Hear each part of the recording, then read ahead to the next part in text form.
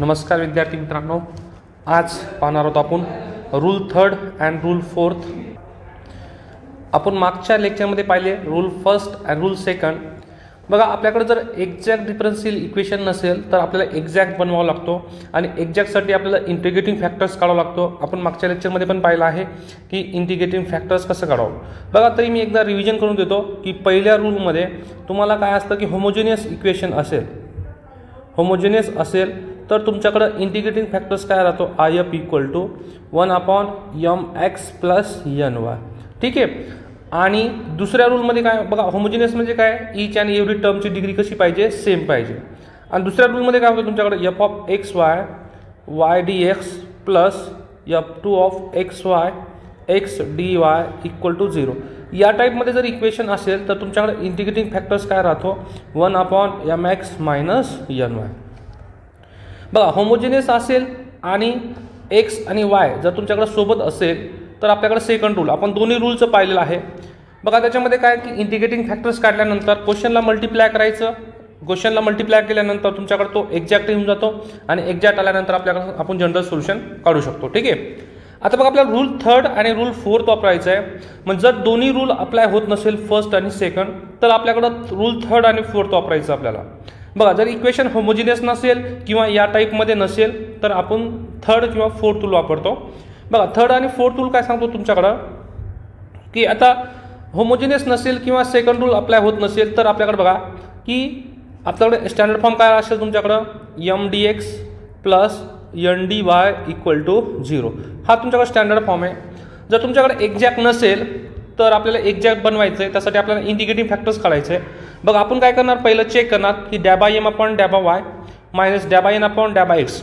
बघा, हे कसं लक्षात ठेवायचं की लास्टला कोण आहे तुमच्याकडे, डॅबा एन अपॉन डॅबा एक्स. जो लास्टला असेल एन अपॉन त्याला एन घ्यायचं आणि विथ रिस्पेक्ट टू कोण आहे एक्स, तर तुमचा आन्सर कशात आला पाहिजे, एक्स. जर टोटल एक्समध्ये येत असेल तर आपण म्हणतो की एफ ऑफ एक्स जो आहे तो एक्समध्ये असेल. ठीक आहे. तर त्यासाठी इंटिग्रेटिंग फॅक्टर असतो e raise to f of x D x. आता इंटिग्रेटिंग फॅक्टर्स आल्यानंतर तुमच्याकडे काय करायचं आहे, क्वेश्चनला मल्टिप्लाय करायचं आहे. बघा, m D x plus n D y question आहे, त्याला इंटिग्रेटिंग फॅक्टर्सनी मल्टिप्लाय केलं मी तर तो एक्झॅक्ट होऊन जातो आणि एक्झॅक्ट आल्यानंतर आपण त्याला जनरल सोल्युशन काढतो. ठीक आहे. दुसरा बघा, अपोजिटमध्ये बघा की उलटा केला आपण. मी आता डॅबा एन अपॉन डॅबा एक्स पहिला घेतला आणि डॅबा एम अपॉन डॅबा वाय. बघा, जो लास्टला असेल एम तो डिवाइडला घ्यायचा एम आणि जो विथ रिस्पेक्ट टू वाय असेल लास्टला तो ॲन्सरमध्ये आला पाहिजे एफ ऑफ वाय. तर त्यासाठी इंटिग्रेटिंग फॅक्टर असतो e raise to f of y into d y. जर इंटिग्रेटिंग फॅक्टर्स आला तर आपल्याकडं काय आहे तुमच्याकडं, बघा, इंटिग्रेटिंग फॅक्टर्स आल्यानंतर आपण क्वेश्चनला मल्टिप्लाय करतो. बघा, क्वेश्चन काय होता, m D x plus n D Y equal to 0. तर त्याला कशाने मल्टिप्लाय केलं मी, इंटिग्रेटिंग फॅक्टर्सनी. तर ते होऊन जातं एक्झॅक्ट. आणि एक्झॅक्ट आल्यानंतर आपण जनरल सोल्युशन काढतो सेम. बघा, काय, m D x plus terms in n not containing x, म्हणजे हे इक्वेशन आपल्याकडं एक्झॅक्ट आल्यानंतर आपण हे त्याच्यावर अप्लाय करतो फॉर्म्युला. आता आपण एक क्वेश्चन घेऊया. बघा, पहिला क्वेश्चन आहे काय तुमच्याकडं, X square plus Y square plus 2x dx. ठीक आहे. हा क्वेश्चन आहे. बघा, हा क्वेश्चन फर्स्ट रूल पण अप्लाय होत नाही का, कारण आपल्याकडे होमोजिनियस नाही आहे. एक्स स्क्वेअर 2 डिग्री आहे, इथं 2 डिग्री आहे, पण याची एकच डिग्री आहे. तर हे होमोजिनियस डिफरन्शियल इक्वेशन होत नाही, म्हणून आपण फर्स्ट रूल अप्लाय करत नाही. आता सेकंड रूल करणार नाही का, कारण सेकंड रूलमध्ये काय तुमच्याकडं की वाय डी एक्स आला पाहिजे होता आणि एक्स डी वाय आला पाहिजे होता. हे पण नाही आहे, म्हणजे सेकंड रूल पण अप्लाय करत नाही. त्यासाठी आपल्याला आहे आता थर्ड आणि फोर्थ रूल. बघा, थर्ड आणि फोर्थ रूलमध्ये काय तुमच्याकडं, मी क्वेश्चन गिवन लिहिला. बघा, हा क्वेश्चन आहे तुमच्याकडं. क्वेश्चनमध्ये कम्पेअर केलं m D x plus n D y. तर तुमच्याकडे एमची व्हॅल्यू काय असते, डी एक्सचा कोइफिशियंट जो असतो तो एम असतो आणि डी वायचा कोइफिशियंट एन असतो. आपण काय करणार आता, डॅबा एम अपॉन डॅबा वाय करणार आहे. बघा, एमला partial derivative with respect to Y जर घेतला तर बाकी एक्स कसेच काम करतो, कॉन्स्टंटचं. तर मग इथे एक्स स्क्वेअरचा डेरिव्हेटिव्ह काय 0, कारण कॉन्स्टंटचं काम करतो, प्लस वाय स्क्वेअरचा डेरिव्हेटिव्ह 2y आणि प्लस 2x चा डेरिव्हेटिव्ह 0. का, कारण एक्स कॉन्स्टंटचं काम करतं, दिस इज कॉन्स्टंट. तर टोटल किती आलं तुमच्याकडं, 2y. अँड आता आपण काय करणार आहे, डॅबा एन अपॉन डॅबा एक्स काढणार आहे. ठीक आहे. Partial derivative with respect to n. आता हे किती तुमच्याकडं, partial derivative with respect to x म्हणजे 2 पण कॉन्स्टंट आहे आणि वाय पण कॉन्स्टंट आहे. का, कारण की विथ रिस्पेक्ट टू कोण आहे, एक्स. तर डेरिव्हेटिव्ह किती येईल, 0. कारण हे टोटल टर्म कॉन्स्टंट आहे. बघा आपल्याकडे हा एक्झॅक्ट येतो का, डॅ बाय एम अपॉन डॅ बाय Y is not equal to डॅ बाय एन अपॉन डॅ बाय एक्स. हे काय झालं तुमच्याकडे, नॉट एक्झॅक्ट. आता नॉट एक्झॅक्ट असेल तर आपल्याला एक्झॅक्ट बनवायचं आहे, त्यासाठी आपण इंटिग्रेटिंग फॅक्टर्स काढतो. बघा आपल्याकडे फर्स्ट आणि सेकंड रूल आपल्याला अप्लाय होत नाही आहे, तर आपण काय करणार आहे आता, इथं बघा या दोन रूल पैकी वापरणार आहे. आपण फर्स्ट काय करणार आहे, बघा इथं डॅ बाय एम अपॉन डॅ बाय एम, हे एकदा चेक करूया. हे जे आन्सर आहे ते एफ ऑफ एक्स मध्ये येतं का, नाहीतर आपण काय करूया, डॅ बाय एन अपॉन डॅ बाय एक्स मायनस डॅ बाय एम अपॉन डॅ बाय वाय अपॉन एम करा आणि आन्सर वाय मध्ये येतो का बघूया. बघा हे दोन्ही रूल अप्लाय करूया इथं आपण. बघा मी पहिलं केलं काय, डॅ बाय एम अपॉन डॅ बाय वाय मायनस डॅ बाय एन अपॉन डॅ बाय एक्स अपॉन काय तुमच्याकडं. आता बघा लास्टला कोण आहे एन, तर डिवाइडला काय होईल एन. चला व्हॅल्यू पुट करूया. डॅ बाय एम अपॉन डॅ बाय वायची व्हॅल्यू किती आलेली आहे, 2y मायनस 0 अपॉन त्याच्यानंतर किती तुमच्याकडं एन किती आहे, बघा एनची व्हॅल्यू पण दिलेली तुम्हाला किती आहे, 2y equal to 2y upon 2y equal to 1. म्हणजे आपण याला एक्स मध्ये आणू शकतो, एक कॉन्स्टंट टर्म आहे, याला लिहू शकतो आपण एफ ऑफ एक्स. बघा हे जी व्हॅल्यू आली एफ ऑफ एक्स आलेली आहे, म्हणजे आपण हे रूल जो आहे थर्ड अप्लाय करू शकतो. ठीक आहे, कॉन्स्टंट व्हॅल्यू आलेली एफ ऑफ एक्स. आता इंटिग्रेटिंग फॅक्टर्स काय राहतो तुमच्याकडे, I F equal to E raise to integration of F of x into D x. इथं बघा आता हे इंटिग्रेटिंग फॅक्टर्स काढायचं आपल्याला, किती येईल तुमच्याकडं, I F equal to E raise to सांगा integration of F of X value किती आलेली आहे, 1 इंटू डी एक्स. बघा इथं डॅ बाय एम अपॉन डॅ बाय वाय मायनस डॅ बाय एन अपॉन डॅ बाय एक्स अपॉन एन हे जे आहे तर कशामध्ये आलं पाहिजे, हे एफ ऑफ एक्स मध्ये. या 1ला आपण मानलं एफ ऑफ एक्स, त्याचं इंटिग्रेशन काढूया किती, ई रेस टू 1चं इंटिग्रेशन किती, एक्स. आता इंटिग्रेटिव्ह फॅक्टर्स किती आला तुमच्याकडं, I F equal to E raise to x. ठीक आहे, आता आपण पाहिलं आहे की जर इंटिग्रेटिव्ह फॅक्टर्स आलं तर आपण क्वेश्चनला मल्टिप्लाय करतो, तर मल्टिप्लाय करा. Multiplying I F integrative factors on both side. ठीक आहे, बघा क्वेश्चन काय तुमच्याकडं, क्वेश्चन आहे x square plus Y square plus 2x, त्याला इंटिग्रेटिंग फॅक्टर्सनी मल्टिप्लाय करायचं आहे. म्हणजे काय करावं लागणार आपल्याला, I F into M D x plus I F into N D Y equal to 0. तर क्वेश्चनला मल्टिप्लाय करा. आय एफ किती तुमच्याकडं, ई रेस टू एक्स, एमची व्हॅल्यू किती आहे तुमच्याकडं, X square plus Y square plus 2x dx plus परत आय एफ किती आहे तुमच्याकडे, ई रेस टू एक्स. नंतर बघा यांची व्हॅल्यू किती आहे, 2y dy इक्वल टू 0. आता हे जे इक्वेशन आहे तुमच्याकडं हे असतो एक्झॅक्ट, इथं चेक करायची गरज नाही. जर मी इंटिग्रेटिंग फॅक्टर्सनी जर क्वेश्चनला मल्टिप्लाय केला तर तो एक्झॅक्ट होऊन जातो, तिथं चेक करायची गरज नसते. मग इंटिग्रेटिंग फॅक्टर्स आल्यानंतर जनरल सोल्युशन असतो. बघा जनरल सोल्युशन काय असतो, बघा general solution m D x plus काय तुमच्याकडे terms in n not containing x into d Y equal to c. आता बघूया आपण याच्यामध्ये काय काय करत आहे आपल्याला. बघा इथं काय असतो, वाय कॉन्स्टंट असतो, घ्या इंटिग्रेशन ऑफ. आता एमची व्हॅल्यू किती तुमच्याकडे, बघा ह्या टोटल झाला एम्स. ठीक आहे, एमची व्हॅल्यू किती आली, e raise to x x square plus Y square plus 2x dx plus integration of sorry. आता इथं बघा इथं काय तुमच्याकडं terms in n not containing x. बघा आता तुमच्याकडे हा जो आहे एवढा पार्ट तो एन आहे. ठीक आहे, आता एन मध्ये अशी टर्म्स आहे का विदाऊट एक्स. बघा ई रेस टू एक्सची टर्म आली म्हणून इथं काहीच नाही आलं आपल्याकडे, तर आपण म्हणतो 0. काहीच नाही आलं म्हणजे 0 into d Y equal to c. आता आपण फक्त याचं इंटिग्रेशन काढूया. बघा इंटिग्रेशनसाठी काय करूया, e raise to x into x square plus 2x. मी ही टर्म आणि ही टर्म एकत्र घेतोय dx प्लस आता कोणती टर्म्स राहिली तुमच्याकडे दिस आणि हा ई रेस टू एक्स याला मल्टिप्लाय करणार आहे. तर काय तुमच्याकडं E raise to x into y square dx plus equal to c. कारण याचा पण डेरिव्हेटिव्ह इंटिग्रेशन कॉन्स्टंट येणार आहे आणि लास्टला पण कॉन्स्टंट. काय केलं मी, 4 केली, एक्स स्क्वेअर आणि 2x हे एकत्र घेतले आणि वाय स्क्वेअर सेपरेट घेतला. आता त्याचं इंटिग्रेशन काढायचं आहे मला. बघा याचं इंटिग्रेशनसाठी फॉर्म्युला काय आहे तुमच्याकडं, बघा फॉर्म्युला काय असतो, integration of e raise to x, बघा इथं फाय ऑफ एक्स आणि plus phi dash of x म्हणजे काय इंटू डी एक्स. एखादा ई रेस टू एक्स आहे आणि त्याच्या पुढे एखादा फंक्शन आहे आणि त्याचा डेरिव्हेटिव्ह जर पुढं असेल तर त्याचं इंटिग्रेशन येतं e raise to x into phi of x. बघा इथं एक्स स्क्वेअरचा डेरिव्हेटिव्ह, बघा ई रेस टू एक्स आहे, एक्स स्क्वेअरचा डेरिव्हेटिव्ह किती आहे समोर 2x आहे. म्हणजे जर f of phi of x आणि त्याचा पुढे जर डेरिव्हेटिव्ह ॲडिशनमध्ये असेल तर त्याचं इंटिग्रेशन येतं e raise to x phi of x. तर याचं इंटिग्रेशन किती येईल बघा आता डायरेक्टली.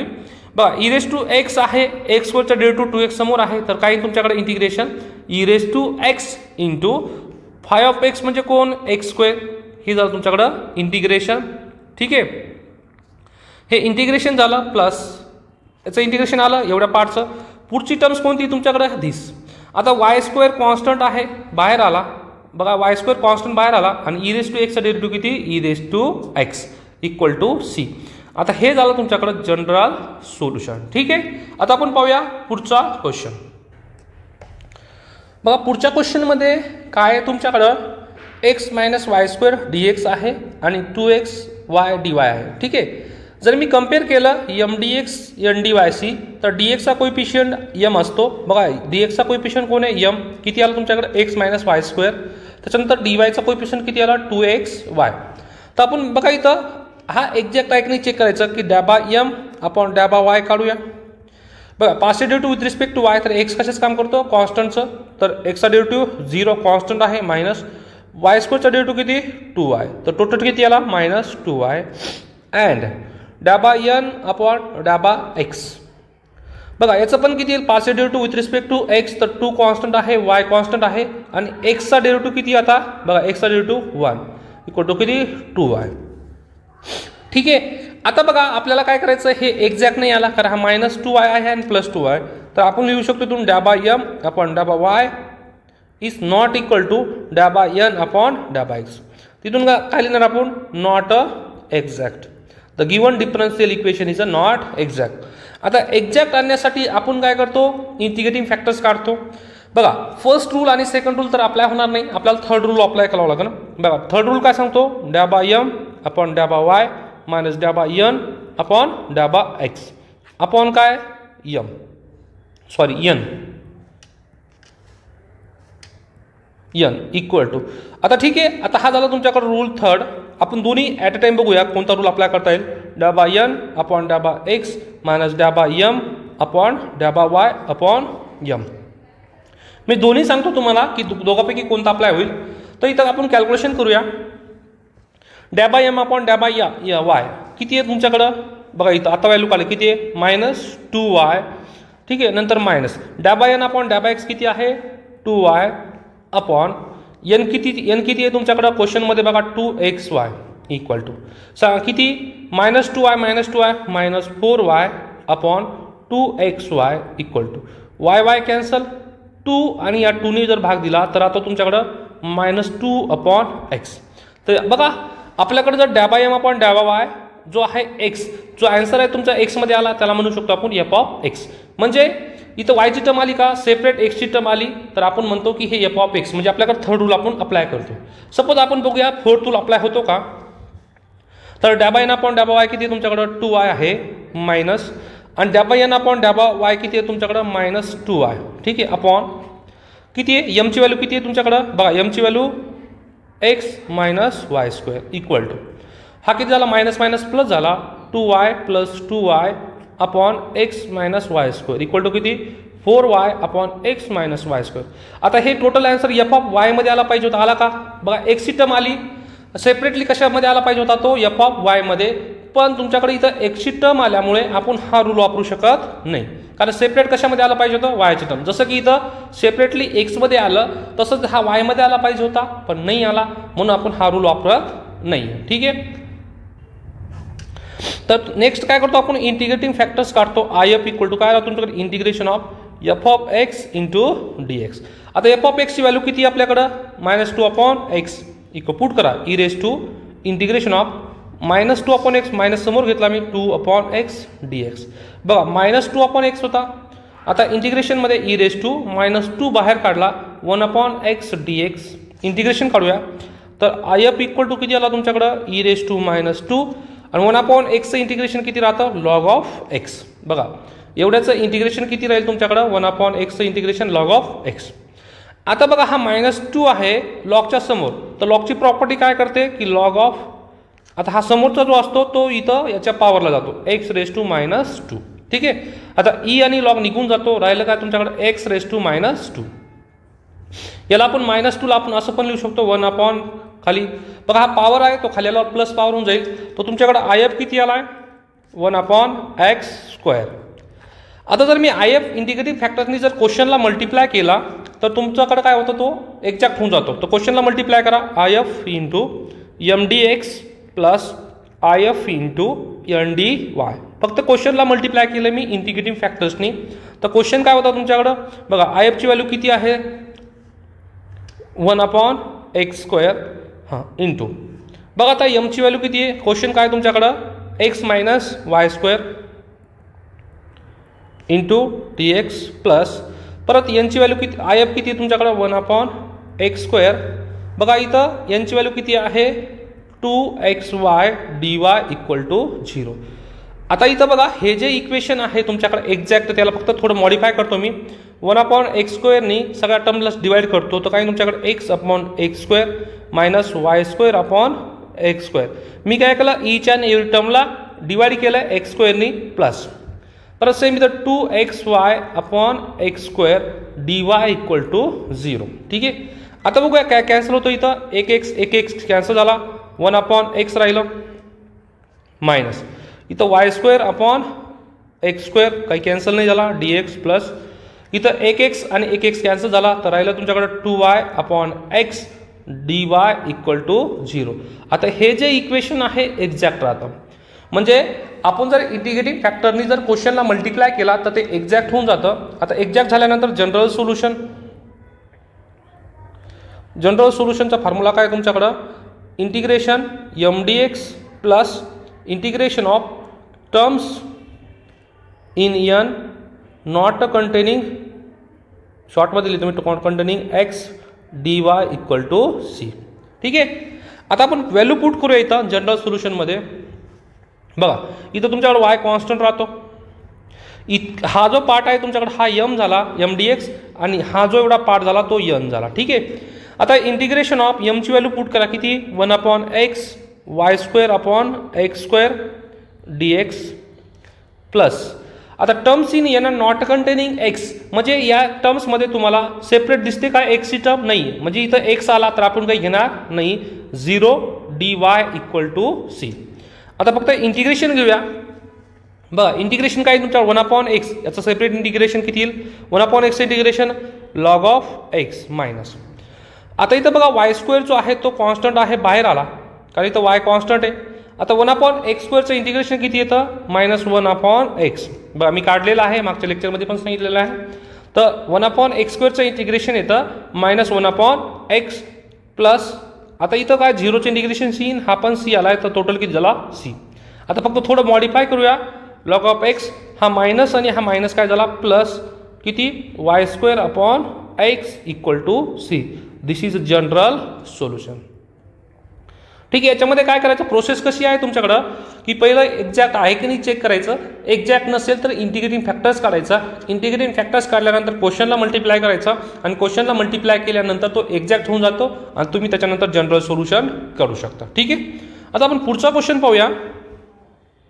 बघा पुढच्या क्वेश्चनमध्ये काय तुमच्याकडं y⁴ 2y dx.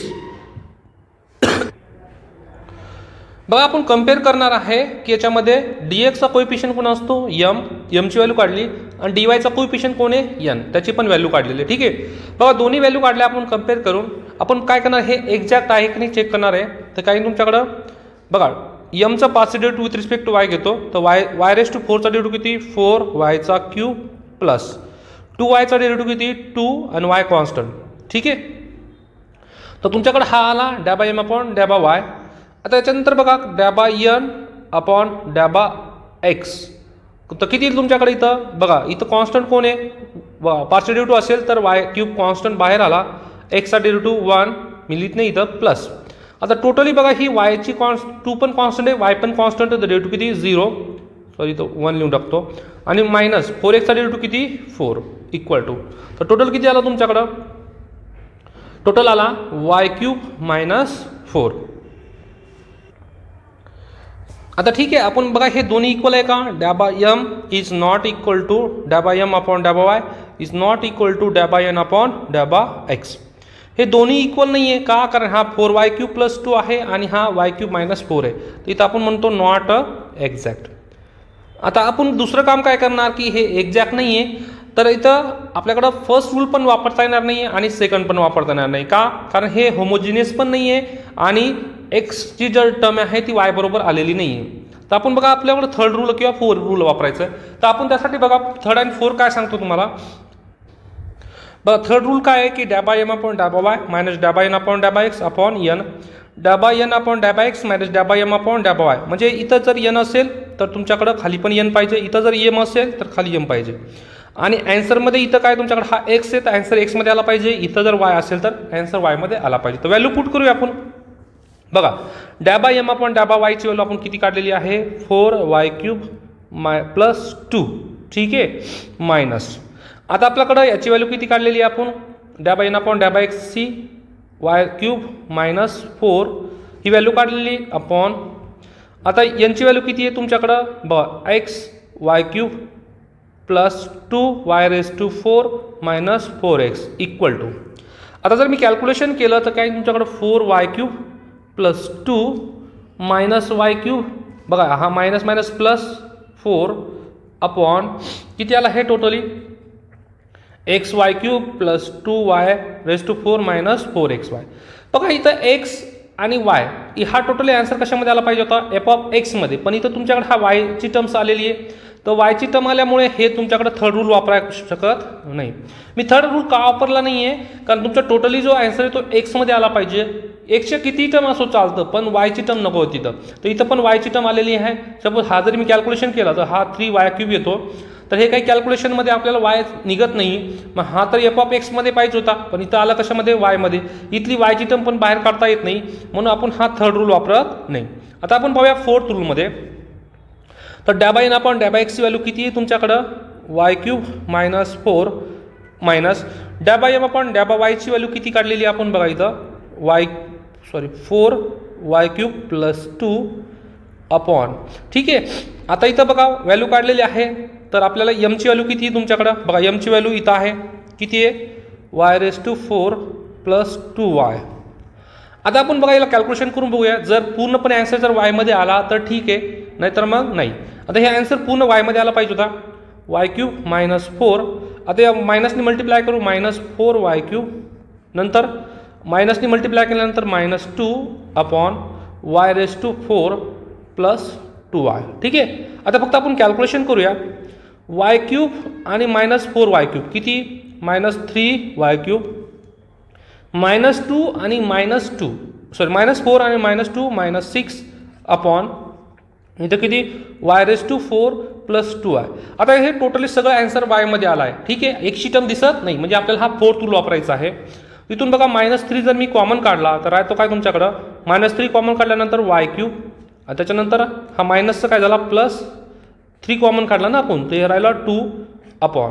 पर सेम इथून y कॉमन काढा खालून, काय राहतो तुमच्याकडे y कॉमन काढल्यानंतर y⁴ होता तर राहिला y³ प्लस इथून y गेला तर राहिला 2. बघा y³ प्लस 2 आणि y³ प्लस 2 दोन्ही साईडला आला तर राहिलं तुमच्याकडे -3 अपॉन y, ठीक आहे. आता हे पूर्णपणे वायमध्ये आला, मग याला म्हणतो आपण f(y). बघा इथं मी फोर्थ रूलचा पण एक क्वेश्चन घेतला, की थर्ड रूल अप्लाय नाही झाला म्हणून आपण फोर्थ रूल घेतला आहे. आता इथं बघा फोर्थ रूल f(y) ची व्हॅल्यू किती आली -3 upon y. f(y) equal to -3 upon y, हा याला म्हणतो आपण f(y). आता आपण इंटिग्रेटिंग फॅक्टर्स काय राहतो if इक्वल टू किती e⁻⁴ f(y), ठीक आहे, इंटू dy. आता जर थर्ड रूल असता x मध्ये आला असता तर आपण काय म्हणलो असतो f(x) into dy, integration of. आता f(y) ची व्हॅल्यू किती आहे तुमच्याकडं -3 अपॉन y dy. फक्त इंटिग्रेशन काढूया e⁻3 कॉन्स्टंट आहे बाहेर आला 1 upon y into dy equal to integration of -3 1 upon y चं इंटिग्रेशन येतं, बघा इथं हे 1/y आहे, त्याचं इंटिग्रेशन येतं लॉग ऑफ y. तर आपण IF काढून घेऊया परत. IF equal to e.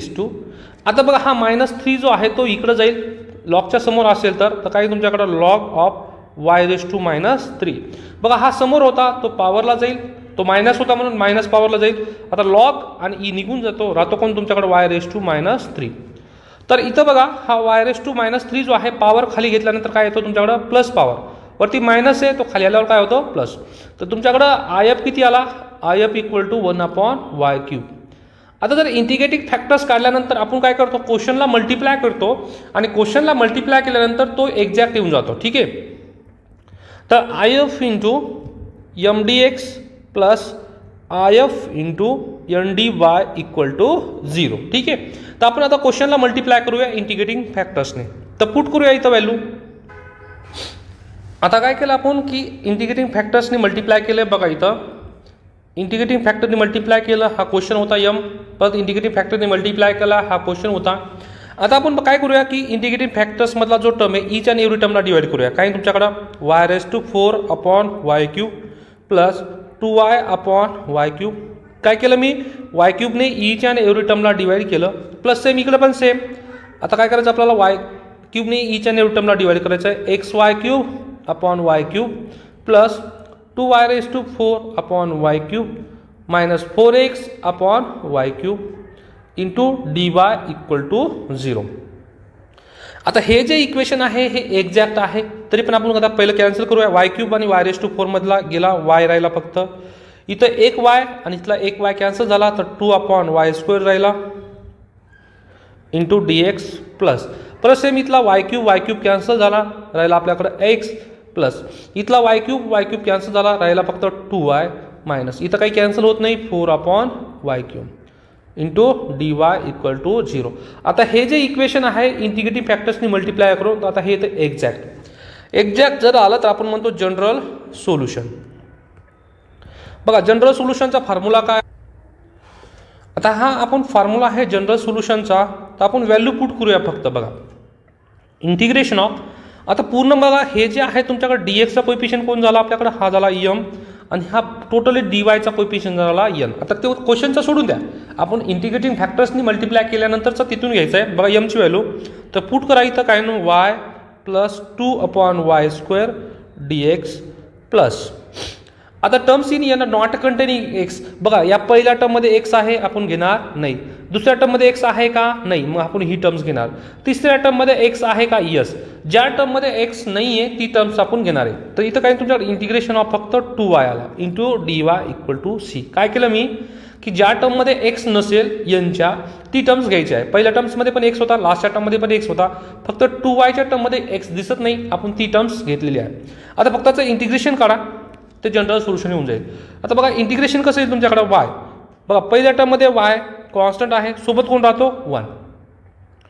y constant आहे इथं, y कॉन्स्टंट असल्यामुळे y कॉन्स्टंट बाहेर आला आणि 1चा इंटिग्रेशन किती असतो x प्लस सेम 2/y² पण कॉन्स्टंट आहे इथं, कारण की y कॉन्स्टंट असतो, इथं पण 1 आहे, 1चं integration x plus same 2 constant आहे, y² चा डेरिव्हेटिव्ह किती y. बघा इथं dy असल्यामुळे आता y कॉन्स्टंट नाही, इथं yचा डेरिव्हेटिव्ह किती असतो y²/2 इक्वल टू c.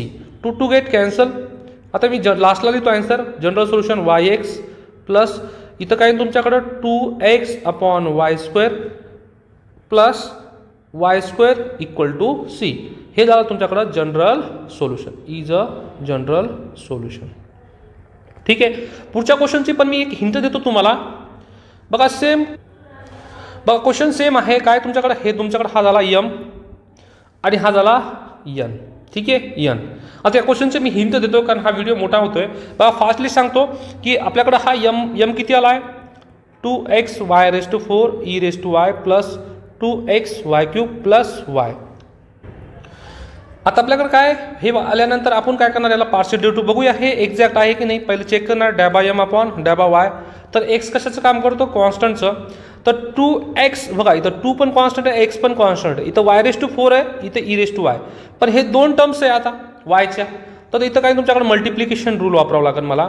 बघा मल्टिप्लिकेशन रूल काय राहतो की फर्स्ट ॲज इट इज राहतो. बघा इथं लिहितो मी की तुमच्याकडे डेरिव्हेटिव्ह असेल d/dx दोन फंक्शनचं मल्टिप्लिकेशनमध्ये, तर पहिला ॲज इट इज राहतो derivative of d/dx of second plus second as it is राहतो आणि d/dx ऑफ फर्स्ट. तसंच आहे same first y⁴ as it is राहिला, e⁻y चं डेरिव्हेटिव्ह e⁻y प्लस परत सेकंड कोण आहे e⁻y ॲज इट इज राहील आणि y⁴ चा डेरिव्हेटिव्ह किती 4y⁵. ठीक आहे प्लस सेम आता सेकंड टर्म्समध्ये तुमच्याकडे काय 2x कॉन्स्टंट राहील, y³ चा डेरिव्हेटिव्ह किती असतो 3y² प्लस आणि y चा डेरिव्हेटिव्ह किती लास्टला 1.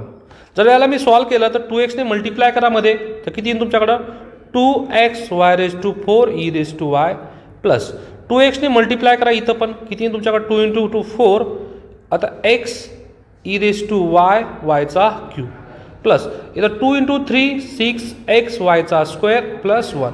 ही कशाची व्हॅल्यू आली आपल्याकडे ∂m/∂y ची. सेम आपल्याकडे ∂m/∂x ची व्हॅल्यू काढायची आहे. ठीक आहे आता या टर्म्समध्ये बघा y ची टर्म आहे कॉन्स्टंट झालं ते y⁴ e⁻y कॉन्स्टंट बाहेर आला आणि x² चा डेरिव्हेटिव्ह 2x मायनस परत सेम इथं y² ची टर्म कॉन्स्टंट राहील, x² चा डेरिव्हेटिव्ह किती y⁻² आणि x² चा डेरिव्हेटिव्ह 2x मायनस 3x चा डेरिव्हेटिव्ह किती 3 कॉन्स्टंट x चा डेरिव्हेटिव्ह 1. जर याला मी असं लिहिलं की ∂n/∂x इक्वल टू किती y⁻4 2 कॉन्स्टंट समोर येईल y⁻4 x e⁻y ही पहिली टर्म्स मायनस 2 समोर आला xy² मायनस 3. बघा दोन्ही इक्वल आहे का नाही आहे तर ∂m/∂y is not equal to ∂n/∂x is हे काय झालं तुमच्या इक्वल नसल्यामुळे नॉट एक्झॅक्ट. आता आपल्याकडे नॉट एक्झॅक्ट आहे तर आपण सेम थर्ड रूल किंवा फोर्थ रूल अप्लाय करणार आहोत. तर थर्ड आणि फोर्थ रूलसाठी काय तुमच्याकडे थर्ड रूलमध्ये एकदा चेक करून घ्यायचं ∂m/∂y -∂n/∂x अपॉन n. हा जर आन्सर f पूर्ण टर्म्स जर x मध्ये आले तर आपण हा रूल वापरायचा, नाहीतर मग फोर्थ रूल काय राहतो n upon x minus ∂m/∂y upon m. हा जर टोटली आन्सर जर f(y) म्हणजे x च्या टर्म नाही पाहिजे, इथं नॉट y ची टर्म पाहिजे आणि इथं नॉट x टोटली x मध्ये पाहिजे किंवा कॉन्स्टंट टर्म, इथं टोटली y मध्ये पाहिजे किंवा कॉन्स्टंट पाहिजे तरच आपण थर्ड रूल किंवा फोर्थ रूल. म्हणजे तुम्हाला इथून हा झाला इंटिग्रेटिंग फॅक्टर्स निघतो. इंटिग्रेटिंग फॅक्टर्स निघाल्यानंतर आपण क्वेश्चनला मल्टिप्लाय करणार आणि क्वेश्चनला मल्टिप्लाय केल्यानंतर तो एक्झॅक्ट येऊन जातो आणि एक्झॅक्ट आल्यानंतर त्याचं सोल्युशन काढायचं. बघा प्रोसेस कशी आहे मी एकदा शॉर्टमध्ये लास्ट सांगतो 1 मिनिटात. तुमच्याकडे mdx plus ndy equal to 0 या फॉर्ममध्ये इक्वेशन असेल. याच्यामध्ये काय तुमच्याकडं एकतर एक्झॅक्ट येईल